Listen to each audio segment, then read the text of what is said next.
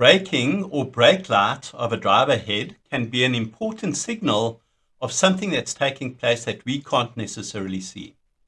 As you go through the montage section, you'll find a number of clips where the driver head brakes, but the camera won't be aware of what the reason is for the braking. So there's something that's unknown or not visible to the camera or the driver. And so the lesson here for us is that when we see a situation such as this, a driver braking, try and be aware that there must be a reason for the driver braking, even though we may not be able to see that reason. And so that's an important predicting factor of us taking some or other evasive action.